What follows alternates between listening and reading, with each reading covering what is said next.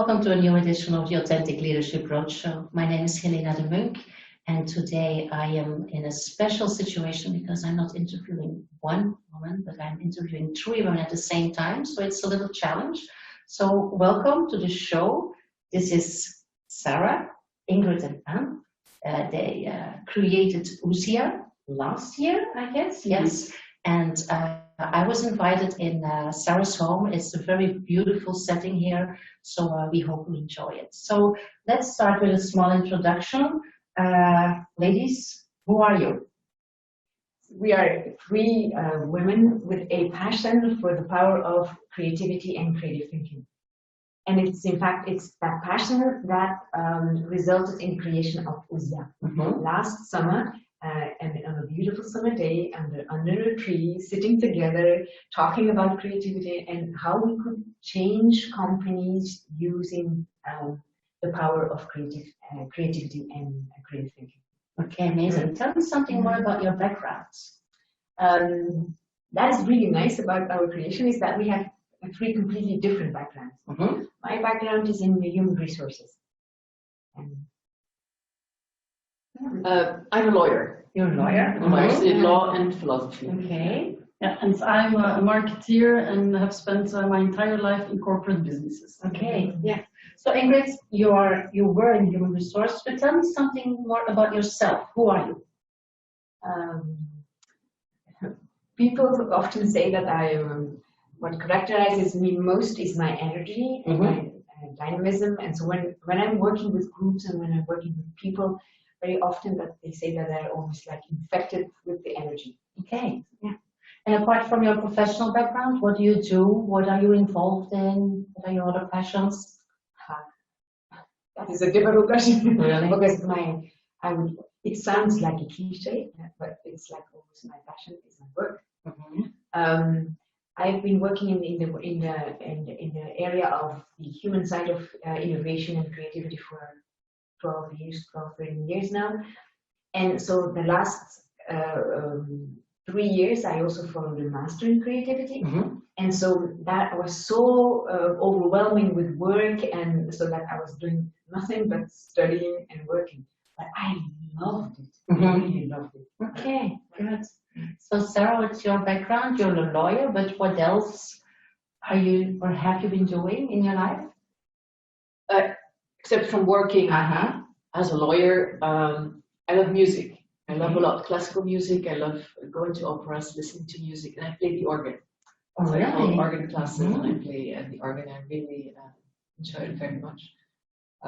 Actually, for the moment, we're hosting a candidate for the Queen Elizabeth competition for violin. So it's really our passion for music within my family that we all share.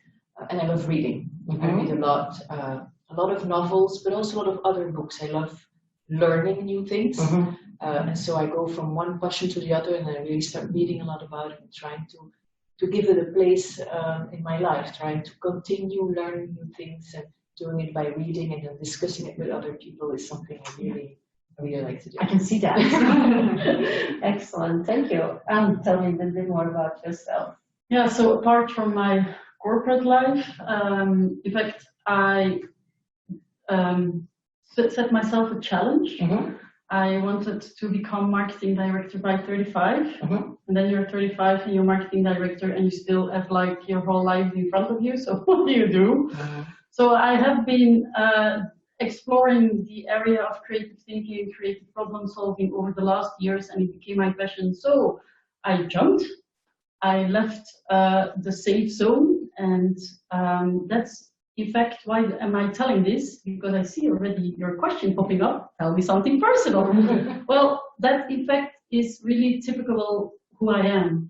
It is stretching barriers. I'm a very sportive person. I run a lot. And I always stretch barriers. And so this is again taking a new challenge. And that's a bit what my life is about. Okay. So what brought you together?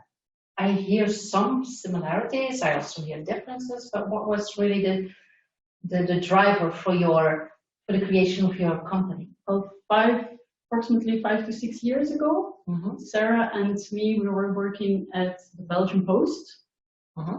And on a very specific project, a very innovative breakthrough platform we were developing. And Ingrid, we were struggling a lot, and Ingrid came to rescue us and help us with how do you tackle these innovative approaches. And that's how we came in contact with creative problem solving, and that's a bit the very, very beginning of knowing each other and then building a relationship to starting a company. Yeah. So you know each other for 5-6 years now, and last year you started the company. What was the trigger to do that at that moment with the three of you? Pass the word to you. The trigger, in fact, was I just told you that I was following a master in creative studies, and we needed to make present a vision paper and a vision. What do you want to do with all this knowledge that you're accumulating on creativity and creative thinking? And so my vision was to ignite creativity all over the world. Mm-hmm. So I've been working with this methodology for so many years, and I think it's so powerful that we want to infect other people. Talking about that with Sarah and with Anne, and then so slowly like, oh, this would be nice, and then Sarah coming back from the United States, that's another story. And so we ended up under a tree, deciding to work together. Mm-hmm. Yeah. And if I may add to that, it's maybe also what we learned is at a certain point of time, we took a decision out of passion Mm-hmm. and out of let's just do this. Mm-hmm.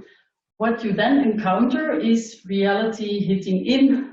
Maybe you discovered it yourself too. Yeah. But I do believe that is what, if the passion is there, if the common respect is there, so that you can really treat certain subjects and have a good conversation about it, Mm-hmm. that is how a sparkle or a vision can become reality. And that's something that also brought us very closely together in the last months. Okay.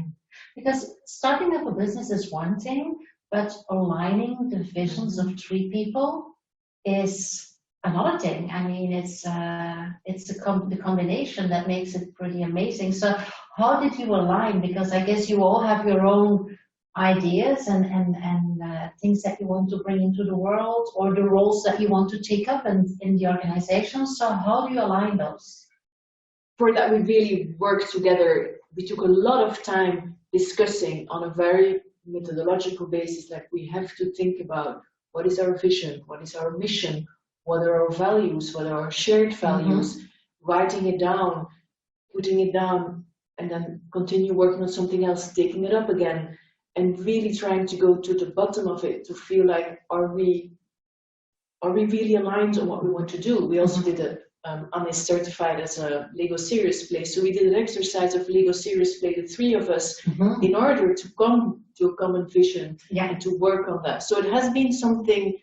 It's not something that you do the first day under the tree and so on. It's something that takes a lot of steps. It's also aligning personalities, getting to know each other. Also, what are your difficult sides, mm-hmm. and how can we deal with that? Yeah. So it has been really a journey of coming together, sometimes having a clash, going outside, bringing together, and taking the time to get there. You can't do it overnight and it's done. It's not a check-the-box thing. It's something that needs time to grow. Okay, so how did you deal with conflicting visions, with conflicts of interest that are probably there also at a certain stage? How do you do that? But knowing that in fact, embracing the power of complementarity. Mm-hmm. So we know that because we are complementary in many respects, but complementarity inherently brings friction. Mm-hmm. So diversity can only work when you learn to manage the friction. Mm-hmm. So I think from very early on, we established a process of how are we going to deal with friction. How are we going to deal with these differences in personality and sometimes in the clashes? And so one of the things that we established is that every couple of months we have a kind of, we call it evaluation. I don't you don't even know what name we gave it, but like a thorough talk in which we come prepared about what is working, what is not working, what are my strengths and pitfalls, what we observe in that, what are the bumps, the obstacles that we encounter, and how we want to deal with it, and just not do it in between on the side of So the very table, intentional, like really intentional reflection moments. Oh, that's amazing. So basically, this is really establishing this trust foundation that is so important for cooperation, co-creation. Yeah, nice. And having a lot of fun. I can only imagine. Yeah, I can only imagine. So you're working in this formal setting of the organization. You're working for a year now. What has surprised you? The reaction of the market, the clients, Yeah, because we were convinced, but it's not because we are convinced that there is a true business or enough interest, enough belief in what we can bring to companies or organizations. And Maybe first, what do you really want to bring into the market? What's your USP? Can I call it? So what we hear a lot from CEOs or C-level in general is, you know what, we have a clear vision, we have a mission, we know our strategy, but how can we bring it to life? How can we connect with our people in the organization? And there we can bridge and make sure that we learn people to think in a more creative way. And what does that mean? It means thinking in options instead of in barriers. It is trying to look for new possibilities on every subject. It is taking ownership to have that discussion and those kind of things. So that's really where we start, and then you can go into a practical translation. What does it mean? It means we give trainings, we facilitate on strategy, vision, etc. So that's basically what we do. So and why did the market initially not really accept that you could bring that? Oh, I think it was ourselves. We've never done this. It was kind of confidence issue. You'll see the market is ready, people are waiting for this. And because we have never been in such a sales position or a consultancy or facilitation position, so for us it was new. We were convinced, but will people react? And so, for example, for me, I just came back from the United States where I worked for 4 years. And I thought I've been disconnected from Belgium, this is not going to work. And actually it was an opportunity because I met a lot of people saying, let's go for lunch, I'm back after 4 years, it would be nice to reconnect. And of course, listening to the conversation, they ask, what are you doing? So you give the story, you tell creativity, creative problem solving, what you've been doing in the US about it, how it works. And a lot of people reacted very positively. As Anne said, they go like, this is exactly what we're looking for.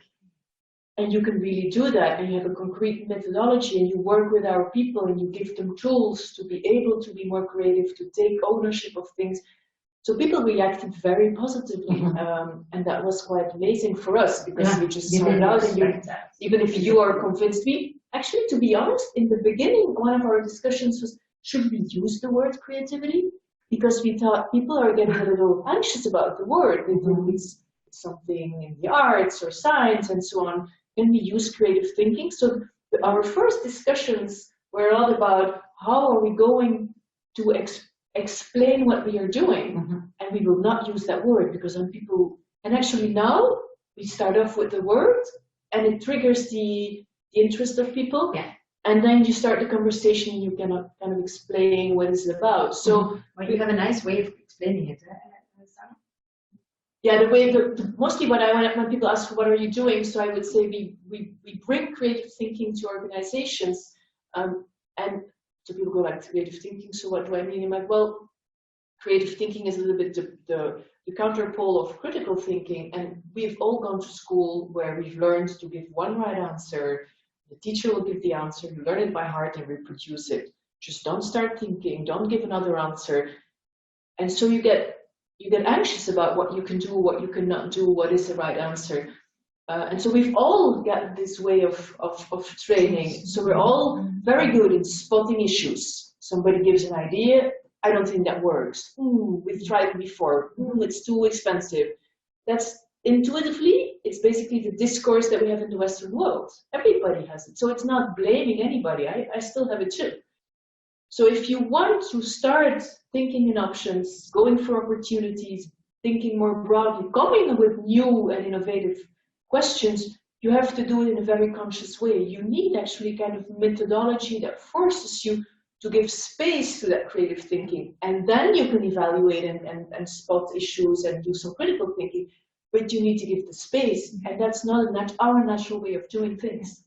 It's amazing because what you tell as a methodology for organizations is something that I use as a methodology for individual coaching. Because it's the same. Yes. And that is so important because it starts with a methodology. And so it starts very consciously. There are tools, there are techniques, there are some rules. But of course, what happens if you start using them and you practice them, they get much more ingrained. And after a while, you forget that they are rules. And so you just embody it. It's embodied. And it works for organizations, of course, as well as for individuals. Yeah. And it makes an individual so much richer. Absolutely. Also to refrain from judging right away, to first consider options, then only. Once you get to know it, it's something you'll never forget. Yeah. How do you see that in organizations? What I see with individuals, with executives that I work with, is that sometimes the possibility to see all the options and to be creative and to be innovative is hindered because they're working from their reptile brain, because they're so in stress, or they're anxious, or they're scared that they don't even get to use their prefrontal cortex and do all the stuff that you are telling about. And let alone the limbic brain. Yeah, that is sometimes what we say, that when we are using our techniques, we sometimes use serious play, or we're using kind of games or images, and very often people go like, oh, this creative stuff, and then we explain, listen, we don't use the game for the game, but we use these methodologies to tap into the limbic brain. The limbic brain has no language. By using this methodology, you tap into a very unconscious, very strong brain that has no language. So the methodology is only used to bring about the information, going through the prefrontal cortex and then coming out. Yeah. And what's amazing is after those sessions, people are positively surprised about the outcome. Because to your point, indeed, we rationalize always things and often then combine with the critical thinking. So we limit twice. And in fact, we have to open each time to get to new solutions, and the proof is there. And so the feedback we receive on the spot in sessions is like, wow, the impact is huge. Yeah. How has this knowledge impacted yourself as individuals in terms of personal growth and aspirations? For me, enormously. I can say that. It's like, yes. Just enormously, and then I will go back to the moment that Ingrid introduced me in our team when we were working at the Belgian Post. So there is a part of the methodology is a process of creative problem solving, and a part is also a personal assessment of what kind of creative thinker are you. So I remember we did this exercise, and so it just gives what preference do you have for which phase in the creative thinking process. For me, it came out that I have an enormous preference for generating ideas and no preference for clarifying, for developing ideas, or for implementing them. And this awareness for me was like a breakthrough, in the sense that I'm always generating ideas, but whether it be in a professional setting or in a family setting, people would sometimes really judge a lot and go like, oh, again, or again, or again. Which now I knew, actually, this is just my preference. And if I could, it gives me a lot of confidence, like, this is my preference. I can also calm down my preference if it's too annoying for others. But at the same time, it gives you the confidence that, okay, this is just the way I am. There is no harm about it. I just have to warn the other people. I'm coming with some ideas. Don't take them for granted. This is just, I'm opening my head, let them go. Don't feel it as this is what we have to do. It's just something that I need to get out of my brain. So it gives you a lot of strength that this is a preference. How can I use it? How can I better interact with other people? So I think it was a very strong one to start with. And then again, you use it in a professional setting, but you also use it in a family setting. Like I'm using it a lot with my children who are a little bit my guinea pigs for all this creative thinking. So I think it's a very interesting way in dealing with anybody. It's not only in dealing with your colleagues, with your boss, with any person in the world. It gives you a different way of dealing with situations. It gives you the possibility of, instead of reacting immediately, taking a step back, looking at the options and trying to open it up also for the others, invite them to look at the options instead of giving an answer immediately. So it also changes the quality of your interactions. Absolutely. Okay. For you, Anne, what changed for you as a personal setting?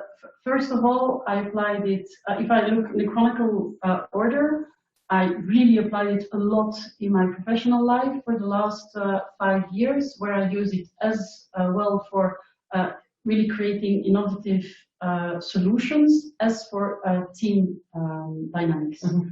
And as Sarah described, you can use it with any person, but it means also often in professional situations, there is an issue or a challenge to be resolved. So how do we tackle that? And then you have the process, the creative problem solving process, but also the individual preferences.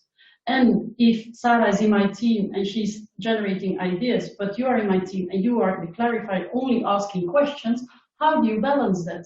And just bringing that on the table and really understanding each other's preferences, but also that every step in the process is as important, so that as a team, you really, on a conscious level, take all these steps, you slow down to win time afterwards. Yeah, and you valorize the contribution of every person. Yeah. Exactly. So that was at first, and in the meantime, as Sarah also, I have also kids who are in their teens, so very interesting times, and often indeed, because it's so embedded, you also it's so embedded in our way of being that you use it also in your education. Okay. Yeah. You say you use it with your kids, you were mentioning your kids. Let's talk about integration. In general, I prefer not to use the word balance or life balance, but in terms of integration, what integration issues sometimes come up, if any, in terms of, you have your work, you have your personal time, you have music, and your sports. So there's a lot of plates to keep in the air. So how do you do that as entrepreneurs?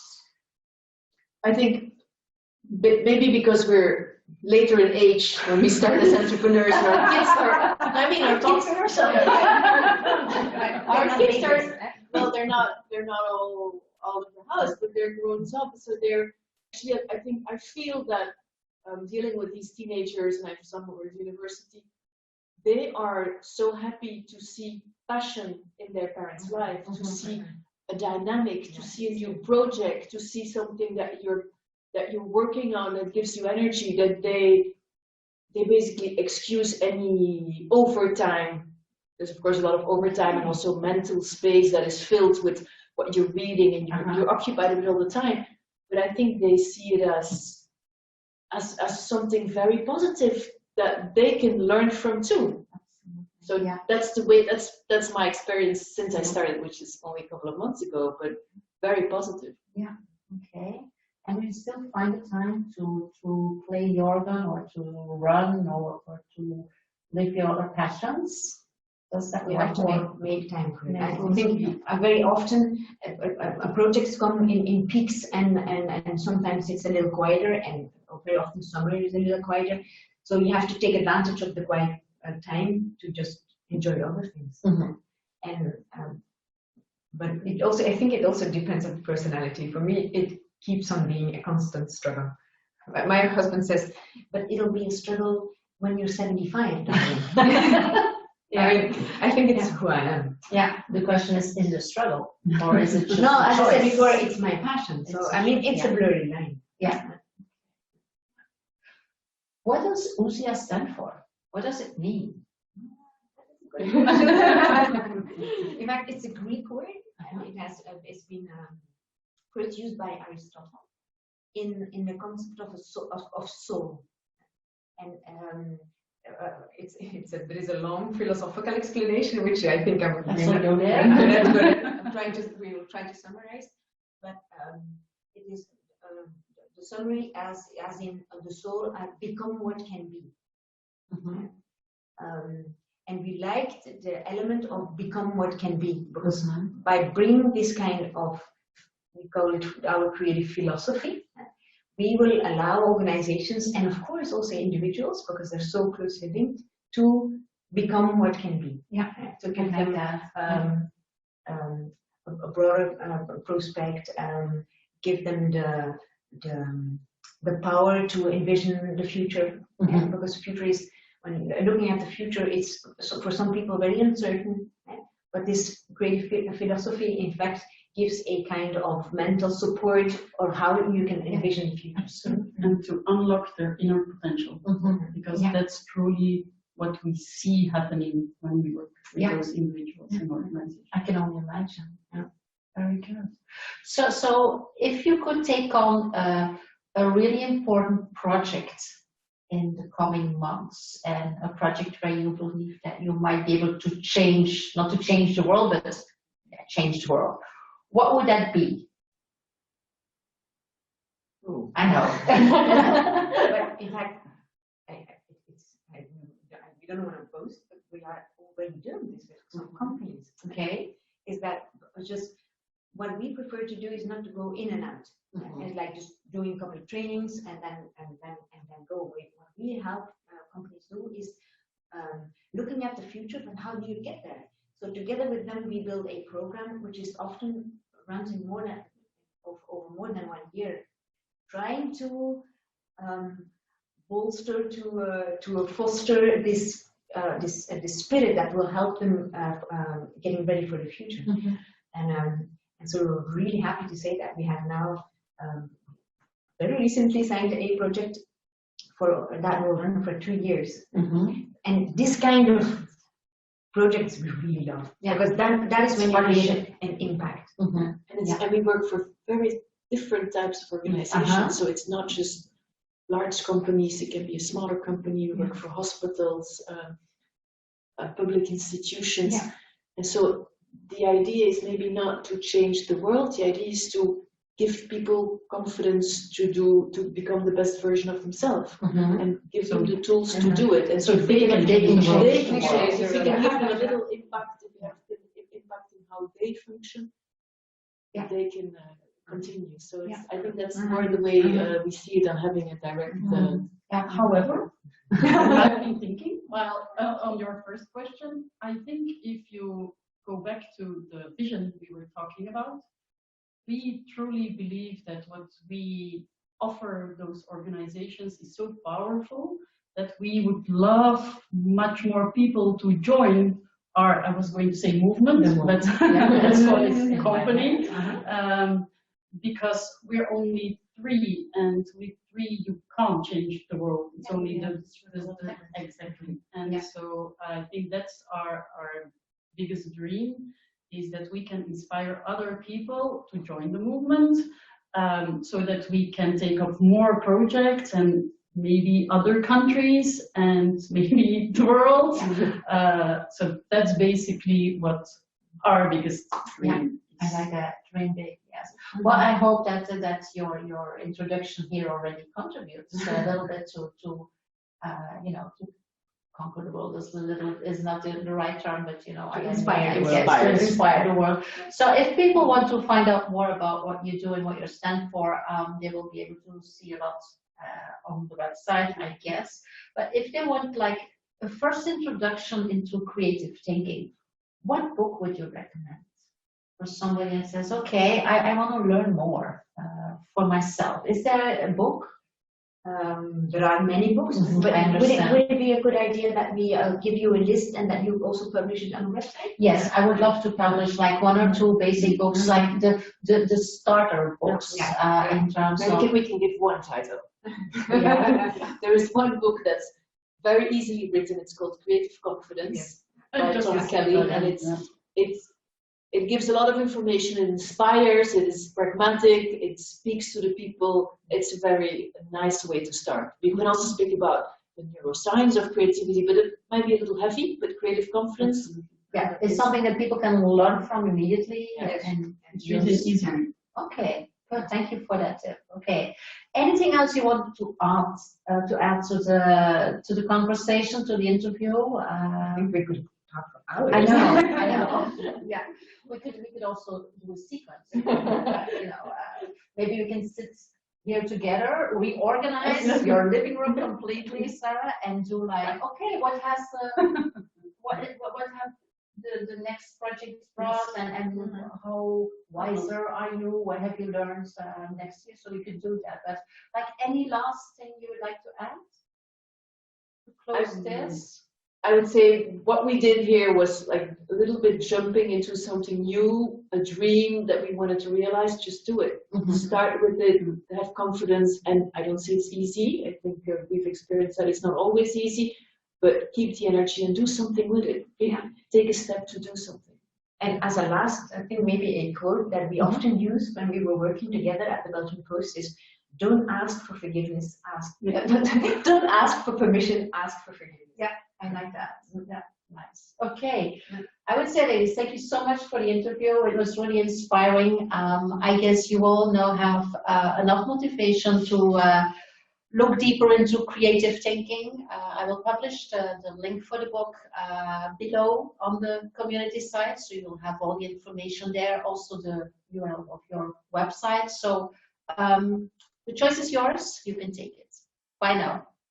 Bye.